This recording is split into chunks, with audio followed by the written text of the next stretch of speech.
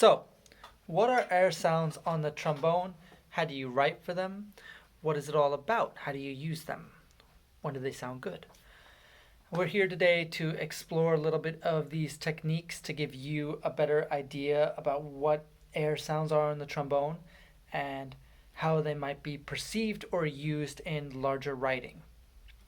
So, we have our trombone, we have our mouthpiece, we have what we blow through. We can use our mouthpiece and our trombone to amplify the sounds of just air.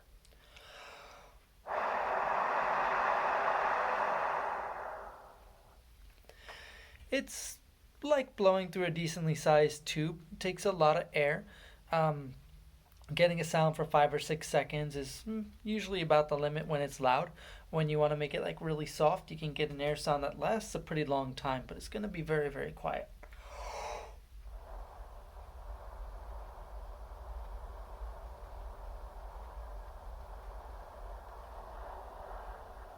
Imagine we just fast forwarded about another 15 seconds and you'll get the idea.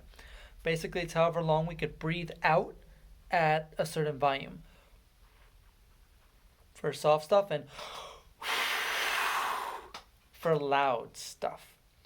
So, there's a couple techniques that we can add, and there's some things we can do, and there's some ways we can manipulate the sound, which are all pretty exciting. And there's also a pitched version of air that we can go over as well. So the things that you can do in like standard writing for air, because that's a thing that's occurring more and more in orchestral literature in the modern music realm, is you can do hard attacks and decays, crescendos, crescendos with a hard cutoff, which you can cut off with the tongue and create kind of a percussive sound. And you could also do kind of swells, diminuendos.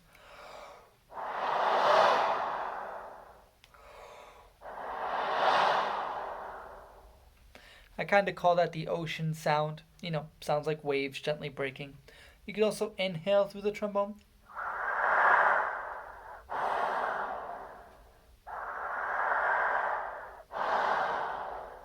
Let's inhale, exhale, inhale, exhale. I don't like to use that technique a lot because if you don't really clean your trombone a lot every single day, the condensation and just the fact that we're, blowing air into a tube for a living means that eventually, it doesn't feel so good to breathe in. Some people are comfortable with it. I myself, not particularly comfortable with it. Anything you can do with dynamics, you can do with air sounds. And, I like the ocean sound, but you can let your imagination run rampant with what you want to do with dynamics. Like you'd have a lot of little swells. And you kind of use your diaphragm, which doesn't technically move, but you blow from the kind of that stomach musculature region to get that effect. One thing that you could do to make air sounds louder is you can reverse the mouthpiece. Whereas if you give full effort on a mouthpiece, you can get so much of a sound. When you do the same thing on a reversed mouthpiece, all of a sudden it becomes like a really big deal.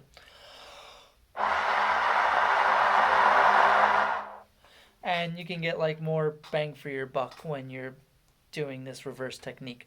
The sounds are shorter than normal because once the air comes out this size, some of the air is escaping. So when you do just a quiet sound,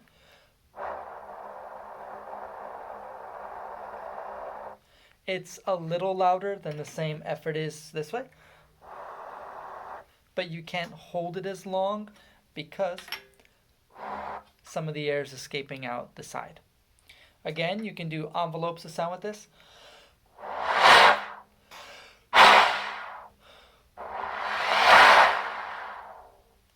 And you can do whatever your heart's desire is with the, dynamics. We generally have to hold this in place somehow. I like to hold it in place with my right hand, so moving the slide, you can do it if you feel really comfortable holding with one finger. And it's kind of cool, and it makes like a little bit of a difference in sound, but again, you have to find somebody that's like kind of comfortable holding their mouthpiece on their trombone with one finger, which not everybody's going to be comfortable with. Check before you write it.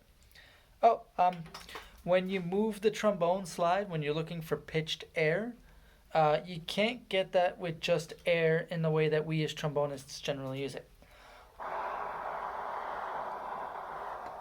You can hear like the slightest subtle difference, but it's not pitched in the way that actually the air on a trumpet or a valve instrument becomes pitched.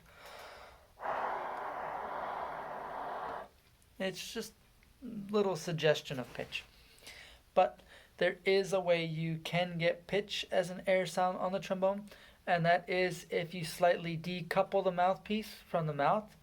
You move it about this far away, which is really tiny. Even though it looks like the size of my eye, it's even smaller than that. It's pretty tiny. And you can, therefore, when you decouple your mouthpiece, you get a pitch sound that's a major second higher than the primary note of the pitch you're writing in. So first position is B flat, but the pitched air pitch will come out sounding like a C.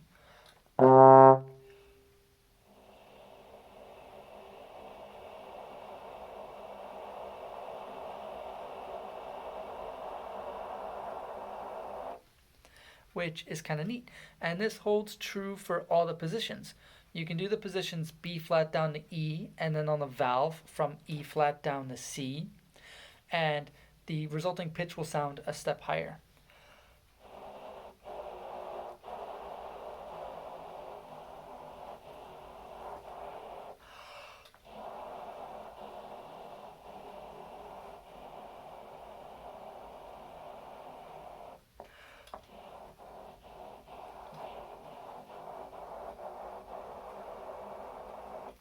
Which is kind of neat. You can also transition in and out from an air sound to a pitch sound because you can kind of just take the mouthpiece on and off the face. Again, very small movements.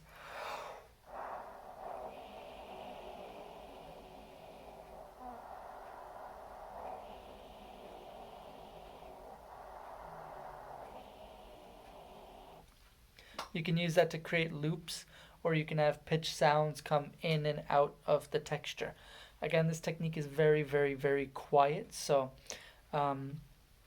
take that as you will. It's just very quiet pitched air. Maybe not the most effective thing in orchestras unless you're having like an entire brass section do it at the same time, in which case that might be really awesome. I haven't heard it yet, but composers, there's my little gift to you. But for solo literature and small chamber pieces, it can be really cool to have kind of the sound come in and out on pitches.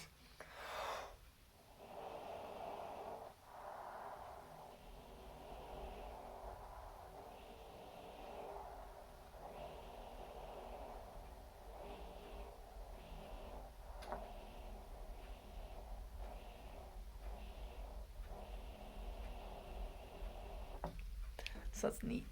This is some cool stuff. Also, we have Flutter Tongue and air at the same time, which also I think sounds pretty cool.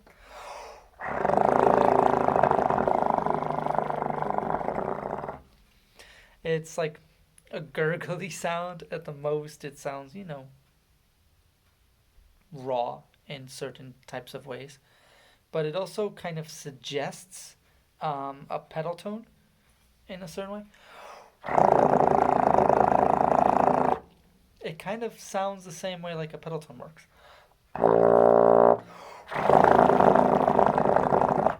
Which is the frequency of the flutter tongue and the frequency of the hertz of the pedal tone are very similar, which is actually, as another technique, why pedal tones and flutter tongue don't really work so well. They kind of cancel each other out.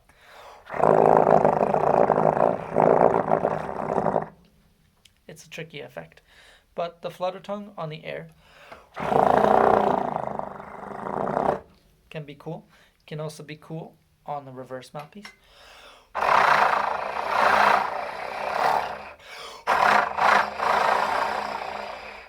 Again, for shorter durations.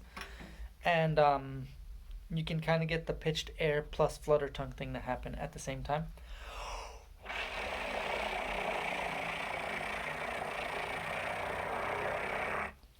But again, it's even like a quieter technique than either one of them combined.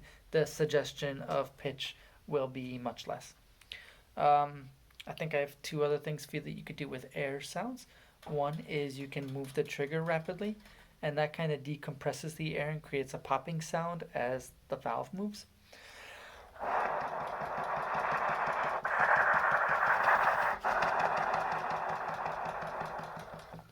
So you get kind of, this. Again, very, very, very quiet stuff. And you can also take out the F attachment, as I talked about in like the F attachment series, and you could route the air out the front and the back.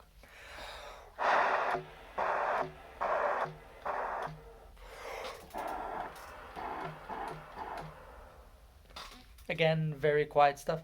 This also works with the pitch air.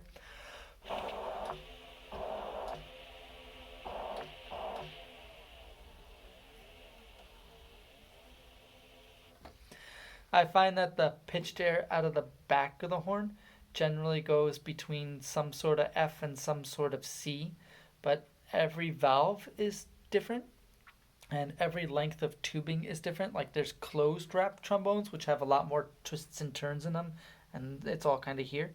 And there's open wrap trombones, which come up and out like this. And really, the make and model of them can be very specific. You can get a cool effect of panning because you have the sound coming out of both the bell and the back of the horn, depending on what you're engaging.